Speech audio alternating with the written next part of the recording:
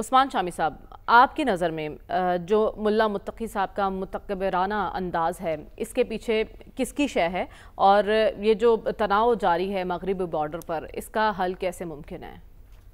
ایک تو یہ کہ وہ ابھی بھی وہ انڈیا میں ہی موجود ہیں، اور بلکہ وہ میں نے ابھی چیک کیا تو کل پرسوں شاید ان کی کوئی پریس کانفرنس تھی، تو کل اس کے اندر خواتین کو داخل نہیں ہونے دیا گیا.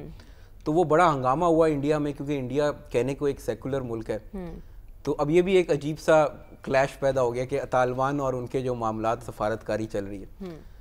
تو یہ بڑا ہنگامہ ہوا. تو اس کے بعد آج انہوں نے پریس کانفرنس کی ہے وہاں پہ دوبارہ، تو شاید اس میں خواتین کو بھی بلایا گیا. تو اس میں انہوں نے متقی صاحب نے کہا کہ کوئی ہماری طرف سے یا دانستہ طور پہ ایکسکلوڈ نہیں کیا گیا. وہ شاید جو میزبان تھے انہوں نے سمجھا کہ ان کو برا لگے گا اور انہوں نے خود ہی نہیں بلایا. تو ایک بات یہ. دوسری بات ہے کہ انہوں نے جو کل گفتگو کی تو انہوں نے کہا ہمارے ساتھ لڑائی سے پہلے امریکہ اور سوویت یونین سے پوچھ لیں کہ ان کا کیا حال تو ان کی اطلاع کے لیے یہ بھی عرض ہے کہ جو امریکہ اور سوویت یونین سے جو انہوں نے لڑائی لڑی تو پاکستان کے ساتھ مل کے لڑی ہے. ایک طرح سپورٹ کے بغیر ممکن ہی نہیں. سوویت یونین کے خلاف تو مکمل طور پہ پاکستان اور امریکہ کی حمایت تھی، اور امریکہ جو ہے وہ آج بھی بہت سارے امریکی ہم سے ناراض ہیں کہ جب ان سے پوچھا جاتا ہے کہ آپ ناکام کیوں ہو گئے افغانستان میں، تو کہتے ہیں وجہ پاکستان تھی کہ یہ ان لوگوں کو چھپا لیتے تھے، اپنے پاس ان کو پناہ دیتے تھے. تو بات یہ اتنی احسان فراموشی بھی اچھی نہیں ہے.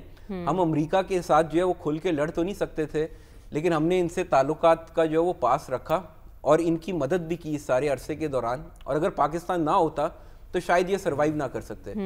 دوسری بات یہ کہ یہ جو یہ کہتے ہیں کہ یہ سپر پاورز کا قبرستان ہے، تو قبرستان ہی بنایا ملک جو ہے.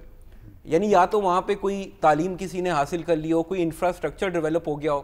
اگر آپ کو کوئی بندہ آ کے باہر سے لوگ 20-20 سال پھینٹی لگاتے رہے ہیں تو یہ کوئی قابل فخر بات ہے کہ آپ لوگ مار کھاتے رہے ہیں. لیکن وہ تو بہت فخر سے کہہ رہے ہیں کہ گزشتہ 8 ماہ سے یہاں ایسا کوئی